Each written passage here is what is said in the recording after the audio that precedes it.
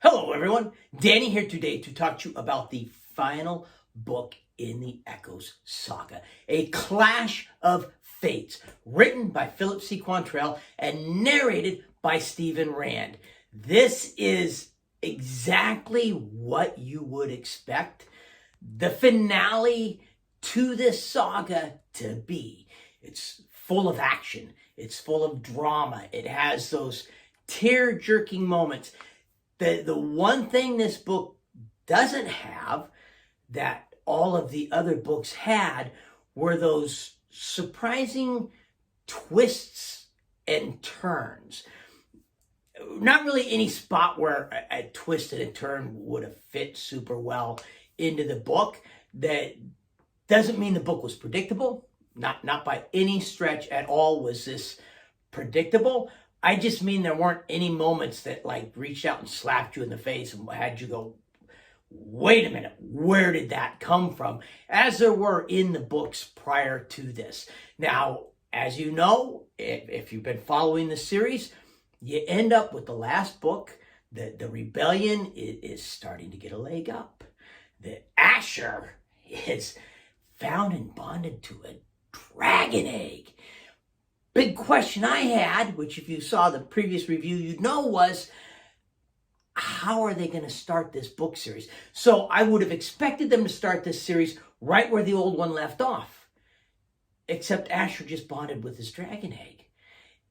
And if they start the next book where this one left off, then how is that going to impact Asher's impact on any of the battles? Because he's going to have a baby dragon to care for. How do you care for a baby dragon and go into battle? Or is it going to take a leap forward so that the dragon's a little more grown, the dragon's a little more able to take care of itself, that rather than it be a burden on Asher, it can actually be a contributor. Possibly, maybe it'll jump forward and Asher's dragon is actually like the catalyst that finishes turning the tide and gives the victory to the rebellion.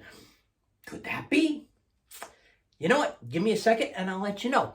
First, though, I have a favor to ask. If, like me, you love audiobooks, books in general, please subscribe to my channel, turn on notifications, come join me on my audiobook journey. Now, I'm going to try not to give too many spoilers away, but there will probably be a few in here because I'm excited about this series. I'm excited about this book. That I like the way the next book starts. You could literally finish book 8, immediately start on book 9, and not realize that you had jumped into another book. It picks up right where book 8 left off.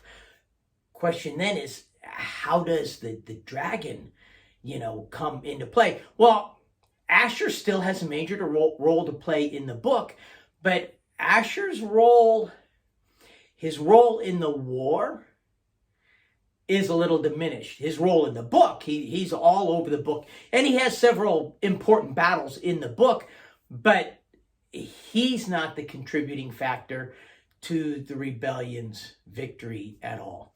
Another question I had on the last book: would Elijah be redeemed? Would he break free from Maliah's control? Excuse me one second here. Still recovering, so lungs get a little worked up here. Would he break free from Maliah's control? Would he be able to redeem himself? Would the kingdom be able to accept that he was under the sway and the control of a dragon and be able to forgive him? I myself, I couldn't see Elijah being able to forgive himself if he truly did break free and realize who he was and what he had become. I didn't see him being able to forgive himself and have a happy life moving forward. So what I wanted to see as an ending for Elijah was him redeeming himself with some sacrificial final moment wherein it's less the rebellion wins the war and more Elijah, through his bond with Maliah, just destroys the two of them. Not going to tell you if that is what happened. I'm going to tell you that I was very happy with the ending. I was very happy with Elijah and Maliah's finish. It was a heartbreaking moment because of another sacrifice that was involved. There were several moments. I did an interview with the author, Philip C. Quantrell, and I've provided links in some of my other videos to that interview, and we talk about in there that several people say that there were several times in this book that it brought them to tears. And I was curious if it would have that same effect on me. I can't say that it actually physically brought me to tears. I can say that there are several moments in this book. There are some sacrifices made for the greater good. Some of them you see coming.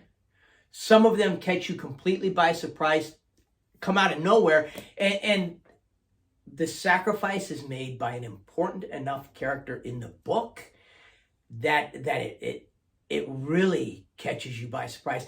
And it really is a huge sacrifice. And there were several times in this book where I got quite choked up. And I didn't cry, but I got choked up and came close to tears because of the emotion. And it's a well enough written story that it draws you in and it sucks you in. Philip Quantrell has an excellent way of telling a story. He says that he doesn't plan anything out.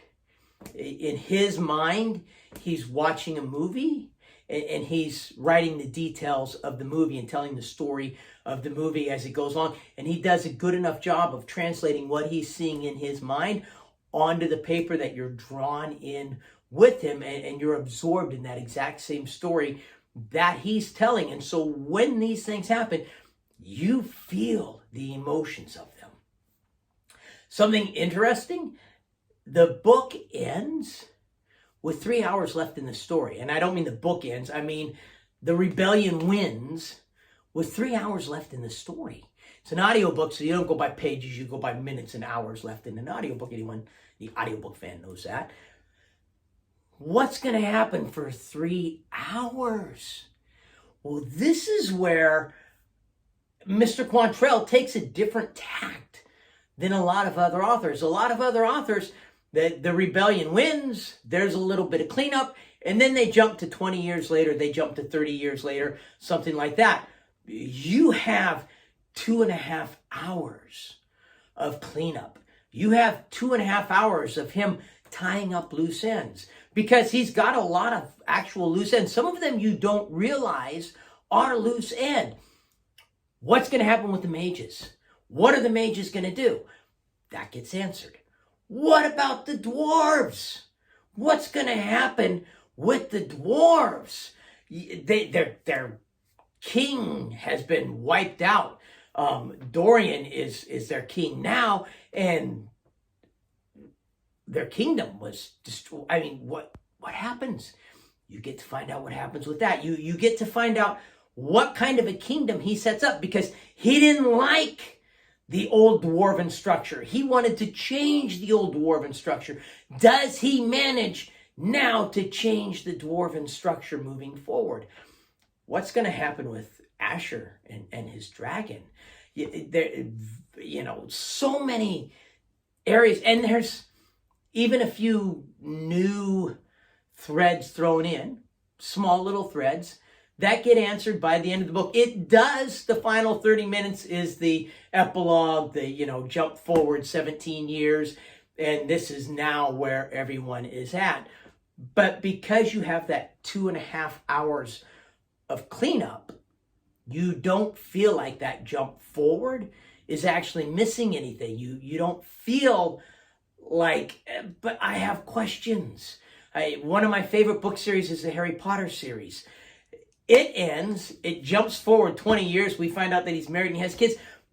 But I have still questions, the things that were left unanswered. What does he actually do for a living? And you can go out there and but questions like that. None of those questions are left unanswered. They're all answered by the author in this book, he starts off book 1 of this 9-book series by just grabbing you and dragging you into his story. And I mean, he doesn't really have to drag you. You come very, very willing. But once you're hooked, you're hooked. And then there's twist, twist, turn, twist, turn, twist, turn, twist, turn, twist, turn, twist. Oh, this isn't really the way it is. And everything makes sense all the way through the book.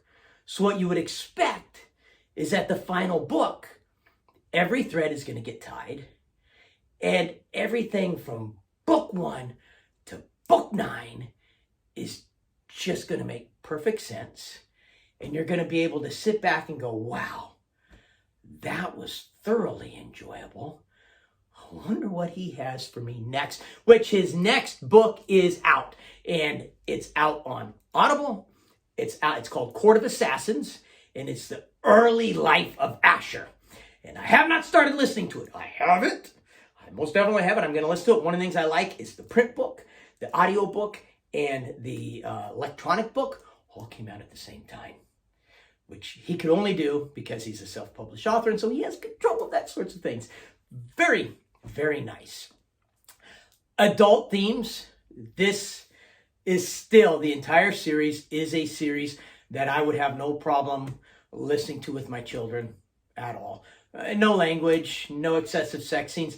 There is in book 1, actually it's the first 3 books, there's some really dark moments that would have, when my kids were too little, I would not have had with them, but when they reached the preteen stage. So for me, this book series is a book series that I would start with the preteen series only because of those first 3 books, and kind of they walked that borderline. I don't like my books too dark.